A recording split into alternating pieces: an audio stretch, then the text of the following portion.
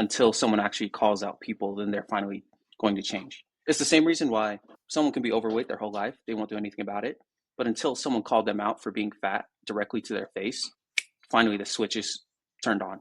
They already knew that what to do, go to the gym, eat less. But it's until an emotional trigger is hit that people will change. Microphone check, 1, 2, what is this? You're now listening to a brand new episode of the Play Big Faster podcast. Look what you done started. Let's go.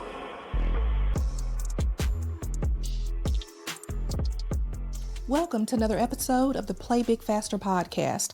I'm your host, Cherie Prince, and we're joined today by Taniela Fiefia. This is an awesome guy who took $300 and has grossed over $1 million in his construction business. And the great thing about it is that he's teaching other people how to do the same thing. Welcome to the podcast. Thank you. No, thanks for having me. So how did you decide to get into the concrete business?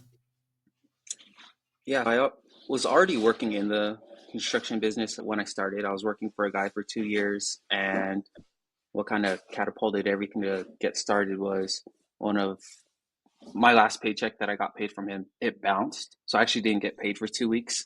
And I was always starting side hustles and things like that, but that was that final straw that finally pulled the trigger. I'm going all in. I'm not letting someone else control how much money I make or don't make. And that's how everything started, and just haven't looked back since.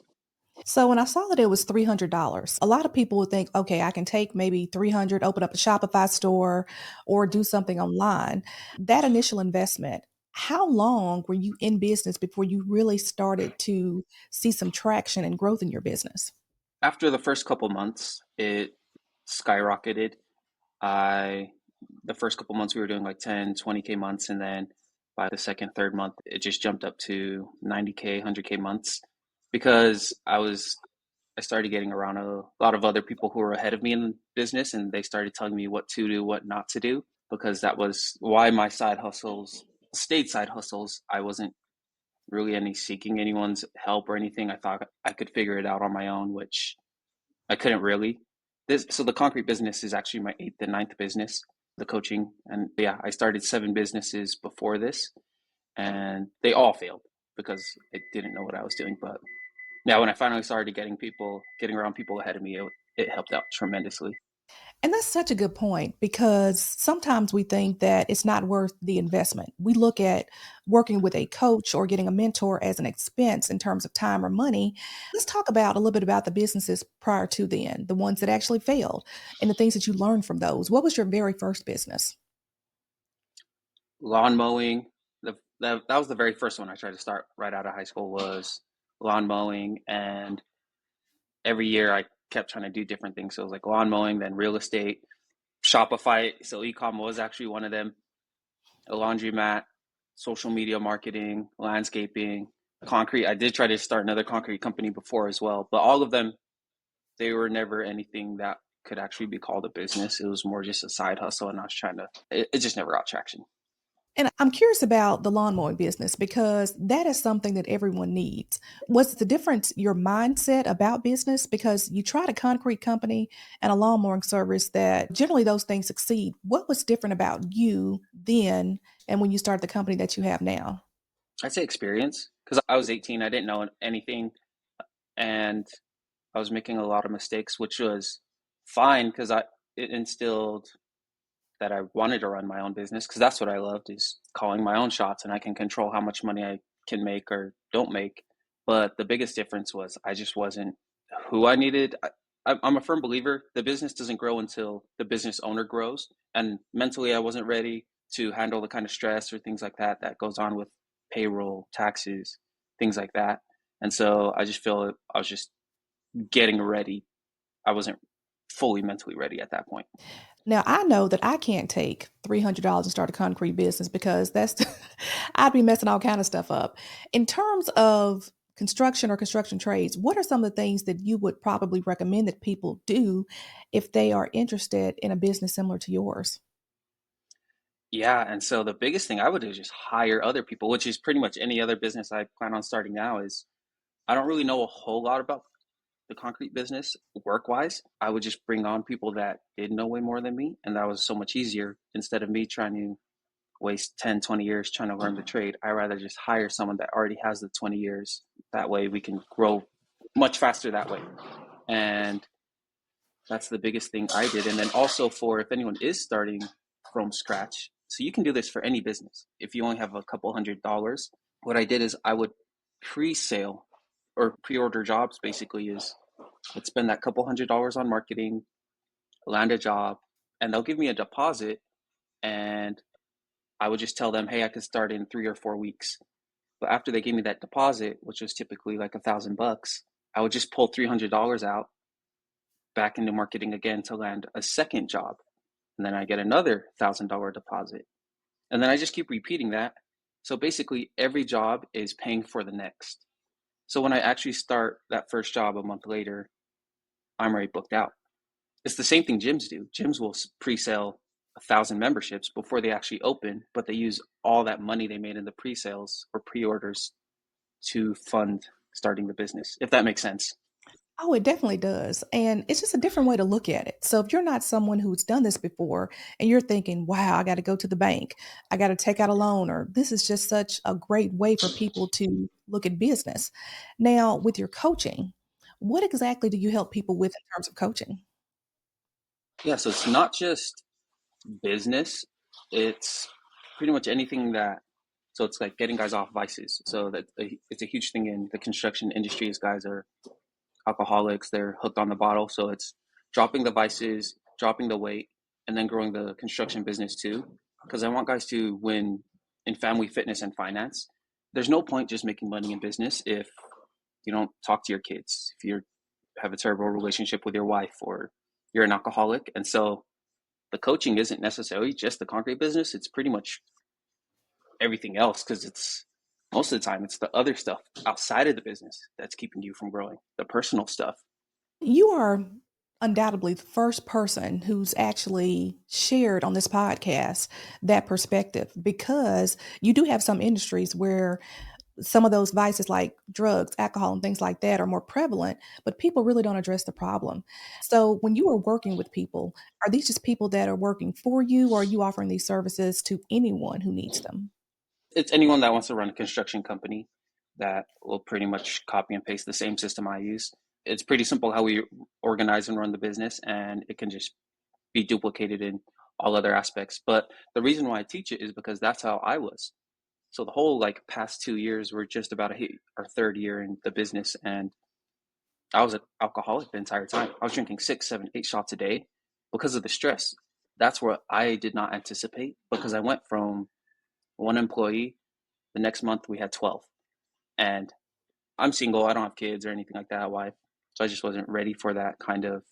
I went from me, I could sleep in a car, to now 12 families I have to feed. That was the stress that I have to make sure there's whatever 12 grand in the bank every week to make sure there's other families fed. That's what I wasn't ready for, but I love it because I love that kind of stress. So, what was the turning point? Because for most people that drink a lot and maybe labeled as someone who has a substance abuse problem or issues with alcohol, what was it that made you say, I can't do this and I want to turn things around? It was finally hitting like a rock bottom, because everyone has a rock bottom for whatever it is. Same for weight. Some people's rock bottom is 150 pounds. Some people it's 300 pounds. Some people's rock bottom for their paycheck is $20 an hour. Some people it's 200 an hour. And so it's just moving rock bottom. And it wasn't until I just finally decided that I did not want to keep living this way, that I just moved what rock bottom was. And I wasn't making the money I wanted to make. So I needed to do this to now catapult that. So, tell us, what is next for you? Because you're still a young guy, you have a thriving business, you're growing. How do you see your business transforming over time?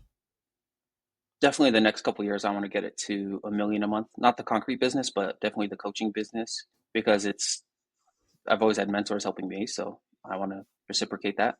I'm more into collaboration versus competition. I think you can grow a lot faster that way and a lot further. What are some of the collaborative trades that complement what you do with the concrete business? Painting, general contractors, roofers, plumbers, pretty much all trades are the same. It's customers, supplies, employees, pretty much every business really, but I only know the construction side. So that's all I really teach, but it all just translates the same. So do you ever see the guy who wrote you the bad check, the one that bounced your last one? No, I haven't seen him since. Well, that is such an amazing story because essentially what he did was a gift. It probably did not seem like a gift at the time, but that was actually your catalyst to start your business and to really go full on and to get started, even with coaching. So, with the coaching, is do you offer group coaching? Is it one-on-one or how do you work out your coaching? Yeah, so there's two different groups. There's group coaching, which is $300 a month, and then there's one-on-one coaching, and that's $3,000 a month. So pretty much any point, if guys are at zero, trying to figure out how to get the licenses and everything, we help them. Guys that already have an existing business and want to take it to a million, 2 million, we help them as well. So it's pretty much all across the board. And so when we say licenses, are we talking about what sort of license are we talking about? Just the business Like business license? license, yeah, because a lot of guys starting out, they just don't know where to start. Because I was at that stage. I was like, I want to start a business. I just don't know how. What license is, what's the difference between LLC, sole prop, like there's so many different things. And so we can just package like here, do X, Y, and Z. And it's funny that you mentioned that. I'm an asset protection coach. And so one thing that I do is I work with entrepreneurs like you and some of the people that you work with. So when you are just advising people on the business side, what are some of the objections? Because I get so many when I'm doing coaching, like I can't afford it, or I don't have time, or I don't have the assets.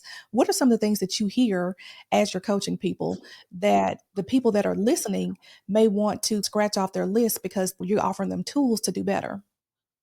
So I just tell them straight up, like, you're okay with your family living like that. And that's what hurts them is I'm telling you how it is because most guys in construction, they're family guys.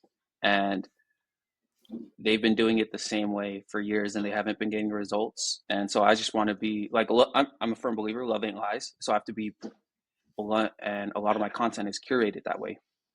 That I'm straight up that, hey, your family is looking up to you. It's like, why are you overweight? Why are you broke? Why are you stressed? That is not how a man should lead his family.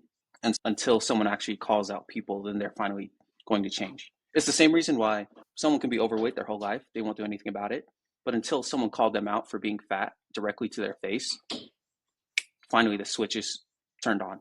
They already knew that what to do, go to the gym, eat less. But it's until an emotional trigger is hit that people will change. And so I'm constantly just trying to hit emotional triggers that this is a lot deeper. You may not want to do it, but your family needs it. Wow, that's very direct. You're broke, you're fat. Yeah, But I get it. people need to Yeah. be told that. People need to be, because they've been coddled their whole lives. So coddling them another 10, 20 years, it's too late. Wow. Okay. So that look, I'm gonna have to work on my communication because that is one way to do it. Definitely one way to do it. So when you made the transition, did you stop just drinking cold turkey or did you have a process? You stopped cold turkey? Yeah, I stopped cold turkey. I hired I actually had one of my favorite mentors I have now. He helped me because over the past, it was like year and a half, 2 years, it was terrible. I was drinking, yeah, 6, 7, 8 shots a day. I actually got a DUI for it. Customer called the cops on me because I was drunk at his house. Like, it was a problem. And it wasn't until I looked at it from a lens that it's not about me. There's people watching me, even when I'm not watching them. And so I can't operate that way because I have all my guys. We have tons of guys that work for us. And so I had to be an ultimate example and just crush it in all aspects. So I have to be a 10 out of 10 in physically, financially, mentally. That way I can be that role model for other guys. So if you had one piece of advice to share with an entrepreneur on how to play big faster in the business game, what would it be? Spend everything you have because it lights a fire on you. So when I had that $300, I spent it on anything I could. So I spent it on anything that could grow the business. And like you were saying earlier, a lot of people are tight with their money. They'll never succeed because they don't think they can make that money back. Every time my bank account goes low, I'll blow it on something. So because I have to go make more money to make it back. And that instills that confidence that like, all right, my back's up against the wall, sink or swim. I'm always going to swim. But in those times, other people, they don't spend it because they don't have the confidence they could make back that whatever money it is. And that's what's just built up over time and time again, which you hear it all the time with just tons of millionaires and billionaires that do it. They risk it all and it pays off if you don't stop. This has been so good. So, if our listeners want to contact you or just find out more about you, what is the best way to reach you? Instagram at Taniela Fiefia. I'm on there all the time. Good deal. And everyone, until next time, play big faster. Thanks for listening to this episode, and remember to play big faster.